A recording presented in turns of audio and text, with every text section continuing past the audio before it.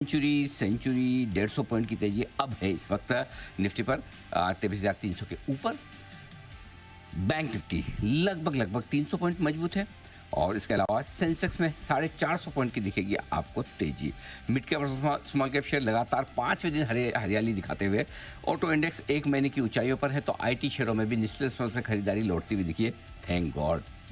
Dow futures ये थोड़ा mood खराब कर रहा है, पौने 200 अंक लुढ़क चुका है, गिरते पड़ते नीचे जा रहा है और इसी का असर यूरोप में भी देखने को मिल रहा है। चौतरफा गिरावट यूरोप के बाजारों में भी आपको नजर आएगी। तो ग्लोबल माहौल ढीला है और हमारा माहौल एकदम चुस्त दुरुस्त और मजबूत।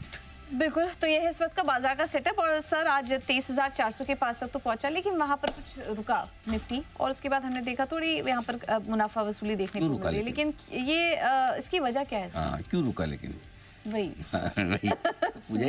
उसको वहीं रुकना चाहिए था, इसीलिए रुका क्योंकि लेवल एकदम परफेक्ट है। देखिए, पहली चीज तो आज अच्छी दमदार तेजी का माहौल है।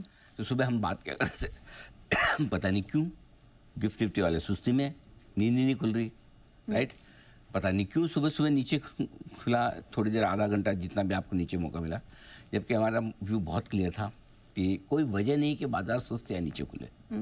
जो आपको मतलब quality wise quantity wise FIIs के नंबर्स इतने बढ़िया हैं, ठीक है। ग्लोबल मार्केट्स में कोई ऐसे मतलब कोई कोहराम वाली कोई ऐसी खराब खबर तो है नहीं। इतने दिन बाद तो ट्रम्प साहब चुप हुए, टेरिफ पे कुछ बोले नहीं, ठीक। तो फिर ऐसा कोई गिरने की तो है, अच्छा कल इतनी बढ़िया खरीदारी हुई फिर भी नहीं बढ़ना है। अब ये तो अपनी अपनी मर्जी है भाई। देखो किसी को तो होता क्या है, वो शुरुआत के आधे एक घंटे में पिछले 4 दिन से है ना जो ढीला रहता है ना, उसमें कमजोर ट्रेडर्स निकल जाते, छोड़ो यार जाने दो, है ना, फालतू में क्यों करना है। तो ये दिक्कत वाली बात है। सो ऐसे में नीचे में एक बार हल्की फुल्की जो सुस्ती हुई उसमें जिसने खरीद लिया मजा आ गया उसको।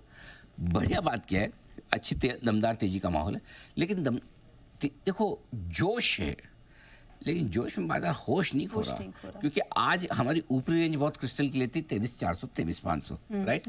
23,400 23,500 की रेंज में आपको बेचना भी है और डेफिनेटली वहीं से बाजार ने आप देखिए मूड भी बदला है, बिल्कुल एकदम परफेक्ट। तो 23,400 तक पहुंचा भी और 23,400 से थोड़ी प्रॉफिट बुकिंग भी आई 100-125 पॉइंट की।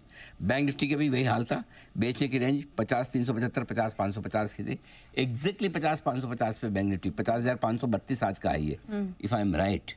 यस आई एम राइट, बिल्कुल। तो वहां पर आपने देखा भी है कि बिल्कुल बैंक निफ्टी भी अपने एकदम परफेक्ट लेवल से घुमा है 50,532, राइट?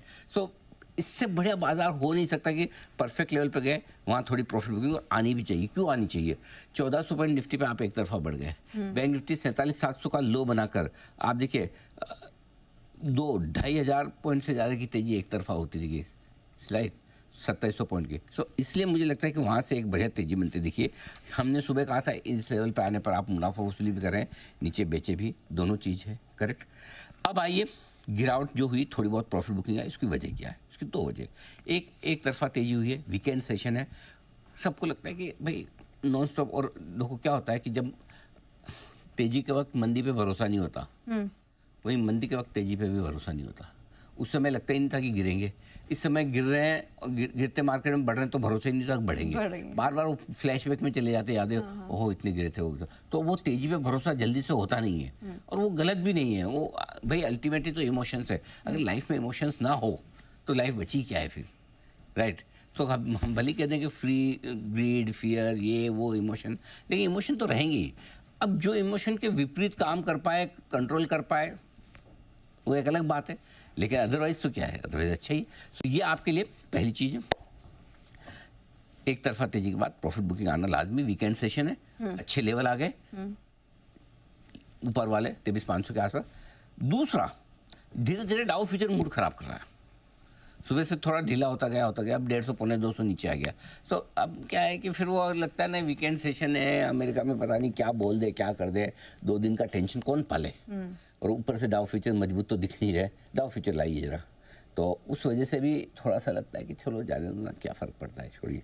तो ये 2 कारण हैं जिसकी वजह से थोड़ी प्रॉफिट बुकिंग आई है। अब आपके लिए इंपॉर्टेंट लेवल क्या है वो नोट कर लीजिए। इंपॉर्टेंट लेवल नंबर 1 इमीडिएटली छोटा इंपॉर्टेंट लेवल है 23,200 का, ठीक है, जो कल का हाई और कल की क्लोजिंग, और उसके ठीक बाद 23,000। ये 2 बड़े सपोर्ट लेवल है, इन 2 सपोर्ट लेवल पे खरीदारी करनी है आपको, क्लियर है? ऊपर कितना जाएंगे? 24,400 24,500 रुकावट की रेंज, क्लियर है? बैंक निफ्टी पहली सपोर्ट रेंज है 50,050, 50,150, ये आसानी से तोड़ेगी नहीं, ठीक है। अगर गलती से नीचे आ गए, वैसे तो आने नहीं चाहिए, अगर आ गए तो फिर आपके लिए अगली सपोर्ट रेंज जो है मजबूत वाली 49,775, 49,900, ये रेंज बहुत मजबूत सपोर्ट का काम करेगी। ऊपर कितना जाएंगे? 50,550, 50,750 की रेंज में जाकर रुकेंगे, अटकेंगे। ये लेवल्स आपके लिए, इस पर ध्यान रखिए। डन। ठीक है, तो ये है इंपॉर्टेंट लेवल्स निफ्टी और बैंक निफ्टी की। चलिए, सीएलएसए की तरफ से एक टेक्निकल इंडिकेटर आया है, उसमें एक बड़ा सिग्नल निकल कर आया है। इस रिपोर्ट में क्या कुछ कहा गया है? लॉरेंस बेलेंको साहब हैं, जो सीएलएसए के जाने माने बड़े एक्सपर्ट हैं, और वो तकनीकी चार्ट्स के रियाज से रिपोर्ट लिखते हैं। उनकी रिपोर्ट का बड़ा इंतजार किया जाता है लोगों द्वारा कि बेलेंको साहब को चार्ट्स पे क्या दिख रहा है। तो आज भी उनकी एक बढ़िया इंटरेस्टिंग रिपोर्ट आई है, वो बता रहे हैं आश। सर बिल्कुल, इससे पहले करेक्शन वाली रिपोर्ट भी आई थी उनकी, काफी हद तक सही भी पड़ी थी। अब अगर आप देखें तो निफ्टी ने 4 मार्च को एक रीसेंट लो लगाया, वहां से अगर आप देखें तो मार्केट्स में आपको काफी बढ़िया रिकवरी देखने को मिली है। मार्केट कैप जो रीगेन हो गया 26 लाख करोड़ के आसपास का है, और 17 जुलाई 2022 के बाद पहला ऐसा हफ्ता है जहां पर निफ्टी में 4% से ज्यादा के मूव्स यहां पर आपको देखने को मिले। तो तेजी मार्केट में बढ़िया आ रही है, और इसी तेजी का कंफर्मेशन कर रही है ये सीएलएसए की बड़ी इंटरेस्टिंग सी रिपोर्ट है, जिसमें बताया जा रहा है कि 20 मार्च को यानी कल अगर आप देखें तो निफ्टी ने 50 डीएमए के पार क्लोजिंग यहां पर देखने को मिली, तो इससे एक कॉन्फिडेंस आता है। इसके अलावा अगर आप देखें तो एक खास इंडिकेटर है इनका, जिसे कहते हैं, ये इनका नाम इन्होंने दिया है breath by signal, breath by signal, जिसे आमतौर पर हम अगर आप देखें तो ब्रॉडर मार्केट की जो ब्रेथ होती है, कितनी स्ट्रेंथ है, ऐसे देखते हैं। इसको इन्होंने थोड़ा सा क्वांटिफाई कर दिया है। क्वांटिफाई ऐसे किया है कि जब मार्केट में 55% से ज्यादा शेयर करीब करीब 4 हफ्तों की ऊंचाई पर हो या 4 हफ्तों का ब्रेकआउट दें, तब इसे ये मार्केट की ब्रेथ को समझते हैं। और इसके हिसाब से अगर आप देखें तो 2023 के बाद पहली बार ये चार्ट्स पर बाय सिग्नल यहां पर देखने को मिला है। वैसे ओवरऑल अगर आप देखें तो 2002 के बाद करीब 38 बार ये सिग्नल यहां पर देखने को मिला है।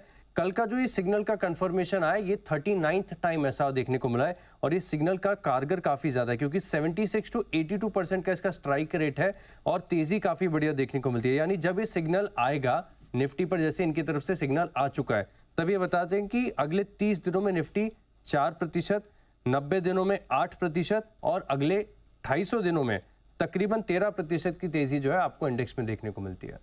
ओहो, अच्छा।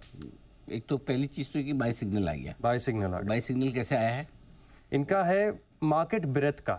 हाँ, कितने बढ़ रहे हैं कितने घट रहे हैं उस हिसाब से। हाँ, मतलब जब 55% शेयर जो है मार्केट में आपके, वो 4 हफ्तों के ब्रेकआउट दे दे, 4 हफ्तों की ऊंचाई पर आ जाए, अच्छा, तब ये सिग्नल जनरेट हो जाता है। अच्छा, मतलब 4 हफ्तों के हाई पर अगर 55% शेयर पहुंच गए, मतलब मार्केट ब्रेकआउट हो गया, तो वो हो गया है ना। हाँ। ये तो 76 से 82% आ गया अभी, करेक्ट। यस। तो ये ब्रेकआउट हो गया। अब ब्रेकआउट में 3.5% कितने दिनों में बढ़ सकता है? 4% 30 दिनों में। 30 दिनों में, अगले 1 महीने तो में। ये किस दिन से गिन रहे हैं? जिस दिन से सिग्नल जनरेट हो गया वो दिन कौन सा है?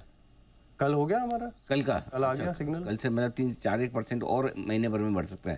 4% का मतलब 1000 पॉइंट, यस, और 8% मतलब 2000 पॉइंट 3 महीने में। नहीं, गिनना पड़ेगा ना पूजा जी, क्या करेंगे ऐसा नहीं तो। हाँ, बाद में आशीष जी को पूछना पड़ेगा ना, वापस जवाब तो लेना है।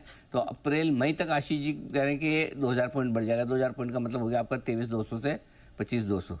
आशीष जी बात तो ठीक कर रहे हैं सर, ठीक ठाक है, बढ़िया तेजी है। हो ना हो तेजी, देखो वो किसी का सुनने में तो अच्छा लग रहा है ना। हाँ, जरा एक बार विश्वेश जी की विशेष टिप्पणी ली जाए। विश्वेश जी क्या कहते हैं? तो अनिल जी, एक जेंटलमैन है जिनका नाम है मार्टिन ज़्वेक, उन्होंने ये इंडिकेटर डेवलप किया था जिसको ब्रेथ थर्स्ट इंडिकेटर बोलते हैं अनिल जी। तो ब्रेथ थर्स्ट इंडिकेटर का वेरिएशन जो है, जो बेलेंको साहब बोल रहे हैं, तो बेसिकली बाय एंड लार्ज ऐसा माना जाता है कि ब्रॉड मार्केट जब हाई बना रहा है, तो मतलब आप एडवांस डिक्लाइन के रेशियो को प्लॉट करते हो और उसका एवरेज लेते हो जी। तो मेरे हिसाब से ये इंडिकेटर काफी रिलायबल है। और अभी इन करंट मार्केट कंडीशन है जी, एक और चीज देखनी चाहिए। एक और इंडिकेटर होता है, मैं आशीष को बोलूंगा वीकेंड के लिए थोड़ा सा होमवर्क करे, मैकमिलन समेशन इंडेक्स। सो मैकमिलन समेशन इंडिकेटर भी एक टाइप का ब्रेथ इंडिकेटर है।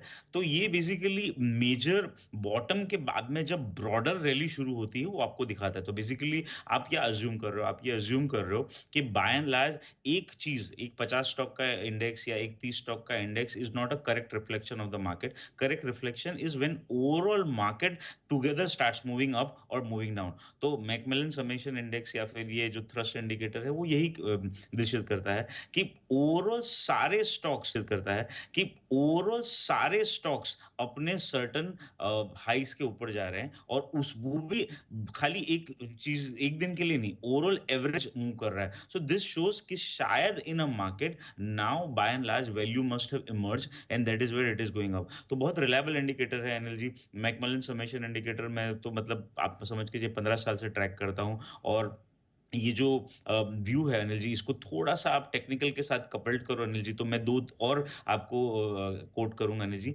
मार्केट का एक बहुत ही क्रिटिकल एवरेज है और निफ्टी उस एवरेज को इस वक्त अप्रोच कर रहा है विच इज 23,400 के आसपास अनिल जी. और ये जो पूरा डिक्लाइन है अनिल जी अक्टूबर से अब तक का, उसका अपर रेजिस्टेंस जोन भी वहीं पे आ रहा है. मेरे हिसाब से 23,400 निकलता है अनिल जी, 25,200 डेफिनेटली बनता है, तो शायद आशीष भी दिखा रहा है. तो मेरे हिसाब से beautiful study. Macmillan summation index is definitely going to be this something जो और कंफर्म करेगा. By and large broader market चल रहा है अनिल जी. नए बुल मार्केट के लिए क्या रेडी हो रहा है? आपके और मेरे विचार मिल रहे हैं. मैं भी सोच रहा 23,400 23,500 ही रुकावट की रेंज है. इसके पार निकलेगा तो हमारा ट्रेंड है ना न्यूट्रल से पॉजिटिव हो जाएगा. अभी हमने न्यूट्रल किया है, न्यूट्रल से पॉजिटिव भी कर देंगे. बिल्कुल ठीक करें आप. और आशीष जी वो आपके लिए वीकेंड पे मैकमिलन साहब वाला भी पढ़ लेना. ये होमवर्क हो जाएगा सर.